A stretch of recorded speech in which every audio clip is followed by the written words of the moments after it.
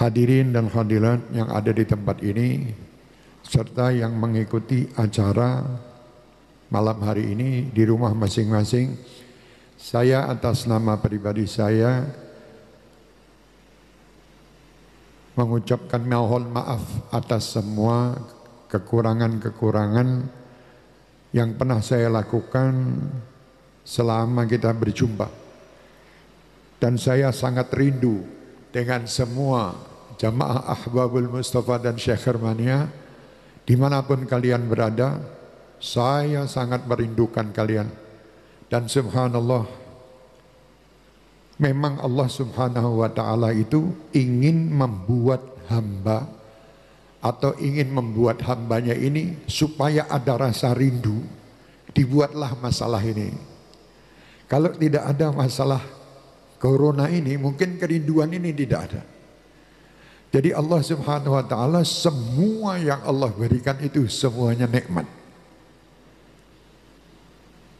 Karena adanya permasalahan corona ini, mungkin majelis-majelis kita ini sementara ditutup atau ditunda sampai selesai nanti wabah virus corona ini. Penundaan 1-2 bulan, bahkan tidak tahu nanti mungkin berapa bulan, tapi saya yakin insya Allah tidak akan lama. Penundaan ini itu membuat orang rindu.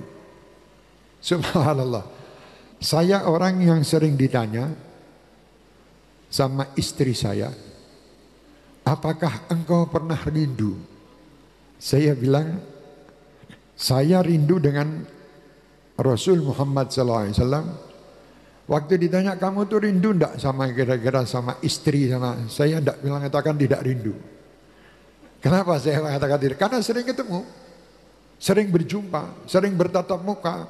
Begitu pula dalam majelis-majelis, waktu ditanya majelis di sana, majelis sini, kelilingnya majelis itu membuat kerinduan itu berkurang. Tapi setelah di stop majelis, timbullah rasa rindu. Ini loh. Jadi kita bersyukur sama Allah karena Allah subhanahu wa ta'ala ingin menjadikan kita manusia-manusia perindu. Loh. Jadi contoh lagi, Allah subhanahu wa ta'ala ini luar biasa. Selama manusia itu masih di dunia, itu tidak bisa dihukumi dia orang neraka atau orang surga. Tidak bisa, karena dia masih di dunia. Nanti masalah hisab dan penentuan itu nanti setelah meninggal, yaumul hisab. Jadi waktu di dunia tidak ada yang bisa menentukan dia neraka maupun surga. Semua urusannya Allah. Dan jangan menganggap bahwa amal itu adalah amal yang akan mengantarkan Anda ke neraka atau ke surga. Kalau masih di dunia itu belum ada ketentuan. Kalau di dunia masih belum ada ketentuan. Ketentuan itu nanti akan terjadi nanti di akhirat. Jadi Allah subhanahu wa ta'ala juga kadang membuat seseorang supaya mendekat atau pegangan kepada Allah dengan dosa. Jadi ada, Allah membuat orang ini supaya dekat kepadanya melalui perbuatan dosanya. Karena Allah subhanahu wa ta'ala mempunyai sifat atau mempunyai Allah maha pengampun. Berarti Allah harus menyiapkan orang-orang yang akan nanti pegangan dengan maha pengampun, dengan taubat ini. Jadi ada memang Allah subhanahu wa ta'ala menjadikan hamba salah atau berbuat dosa untuk didekatkan kepadanya. Dengan cara bertaubat. Taubat. Ada satu cerita, saya sebetulnya mau menceritakan nanti tentang Hababah Khadijah. Ini malam pembukaan. Malam temu kangen sama semua Ahbabul Mustafa dan Syekh Hermania dimanapun kalian berada. Saya rindu dan saya kangen banget. Kalau memang tidak ada masalah, saya akan bawa kalian semua ke sini untuk kumpul bersama-sama. Saya ingin memandang wajah kalian satu persatu. Karena wajah kalian adalah wajah-wajah orang-orang yang baik. Kita kembali kepada Allah subhanahu wa ta'ala. Jadi Allah ini kadang membuat skenario supaya orang itu dekat kepadanya.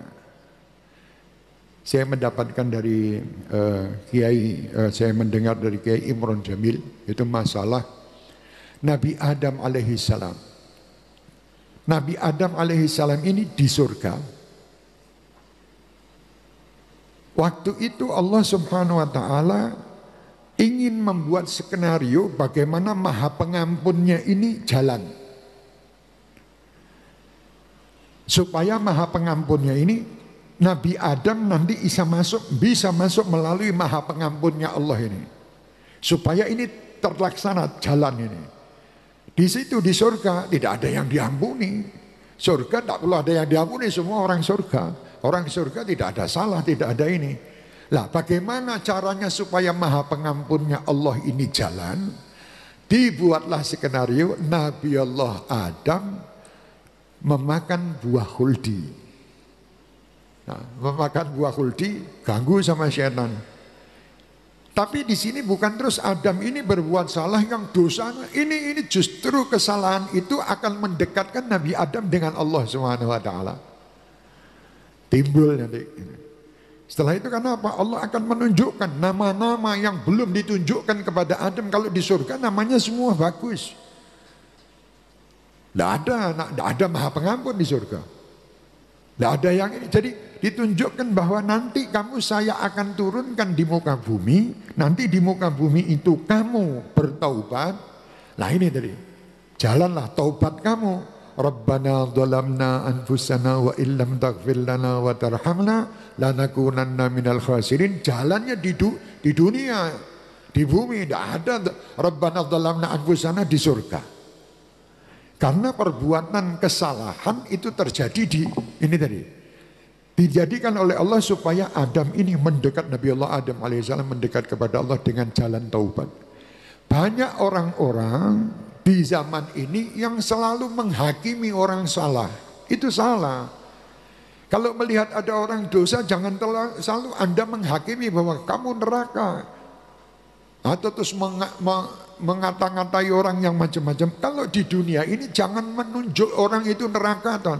Nanti setelah itu baru tahu dia neraka. Di dunia ini adalah wadah tempat untuk orang menuju kepada Allah. Dan Allah membuat segala sesuatu dibuatnya oleh Allah di muka bumi ini jalan macam-macam. Ada yang jalannya taubat. Bagi yang kaya, taubatnya dia dengan apa? Dengan kekayaannya dia loman ini tadi. Bagi orang yang alim, dengan ilmu yang dia sampaikan kepada sesama. Bagi orang yang punya tenaga, mungkin dia membantu dengan tenaganya. Ini taubat-taubat mereka masing-masing. Jadi jangan sekali-kali kita ini di dunia ini menghakimi orang-orang yang walaupun itu dia kelihatan di depan kita salah, kita tidak perlu mengatakan neraka kamu. Jangan. Karena Allah Subhanahu wa taala akan menjadikan orang ini nantinya di surga kita tidak tahu. Karena kita tidak tahu dan bukan kita ini bukan Tuhan, jadi kita tidak harus menunjuk-nunjuk istilahnya. Oh, kamu neraka kamu ini. Jadi itu bukan tugas kita. Sampai satu cerita diceritakan di zaman Nabi Musa alaihissalam. Itu Nabi Musa diperintah oleh Allah Subhanahu wa taala untuk menyolatkan atau untuk mengurus jenazah orang yang meninggal. Lah jenazah ini dibuang di sampah. Kata Allah, ya Musa, kamu urus itu hambaku, dia adalah wali daripada waliku. Di tempat ini. Setelah dilihat sama Nabi Musa, betul. Sampai di tempat sampah itu ada orang, ada mayit di situ. Nabi Musa lagi mau ngurus ini, orang-orang kampung semuanya pada keluar. Hai Musa, ada apa kamu mengurus orang ini? Ini orang, Masya Allah. Tidak satupun wanita lewat kecuali dia pernah berbuat maksiat dengannya. Tidak satupun kemaksiatan atau hal yang tidak dilakukan. Semua kemaksiatan sudah dilakukan. Biar dia meninggal, biar dia ditaruh di sampah situ. Nabi Musa bingung ini. Bagaimana dia ini dikatakan sampah, manusia yang selalu bermaksiat, sedangkan Allah mengatakan dia waliullah. Masyarakat sudah menganggap ini orang dosa, tidak diurusi sudah. tidak diurus sama masyarakat, bahkan dibuang. Dan Nabi Musa diprotes. Dan Nabi Musa waktu itu juga mikir bagaimana ini. Akhirnya dapat kabar lagi dari Allah, ya Musa, semua yang dikatakan orang kampung itu benar. Tidak satu pun kemaksiatan yang tidak dia lakukan, betul itu. Tapi waktu itu dia di akhir umurnya dia mengatakan, wahai Tuhanku, aku yakin masyarakat itu yang melihat kejelekanku pasti dia akan benci kepadaku. Tapi aku yakin Engkau Tuhan yang tidak akan benci dengan hambanya. Perbuatanku sungguh sangat menyakitkan masyarakat. Tetapi aku yakin Engkau adalah Tuhan Maha Pengampun yang tidak akan sakit melihat perbuatan hamba-hambamu yang berdosa ini. Di saat ini, kalau Engkau tidak memaafkan aku, berarti kedudukanmu seperti masyarakat itu. Kalau Engkau tidak memaafkan saya, berarti Engkau seperti makhluk masyarakat itu tadi. Sedangkan Engkau mengatakan Maha Pengampun, berarti Engkau adalah Tuhan pemilik saya. Pasti Engkau akan memaafkan saya. Terus meninggal orang ini. Subhanallah. Itu yang membuat dia masuk ke dalam surga Allah Subhanahu wa taala. Ini satu cerita itu. Cerita yang kedua, ada seseorang ini ibadah ratusan tahun. Jadi ibadah sudah 100 tahun itu full ibadah, tidak pernah berbuat maksiat. Sampai malaikat pun heran melihat ibadahnya hamba ini. Istilahnya ada berita di langit, langit news ini istilahnya. Ya kan berita ini. Di langit para malaikat itu geger. Para malaikat itu heran semua lihat ini satu hamba ini luar biasa. Subhanallah. Para malaikat itu rembukan istilahnya di akhirat. Ini orang kok Masya Allah betul. Akhirnya diselidiki dia ini di akhirat ini di mana tempatnya. Ternyata setelah diselidiki oleh malaikat tempatnya dia ada di neraka. Tempatnya di neraka, tidak bermaksiat loh. Malaikat heran dengan perbuatannya. Tidak di neraka. Hidupnya ada di akhiratnya di neraka. Heran ini kok bisa orang ini di neraka.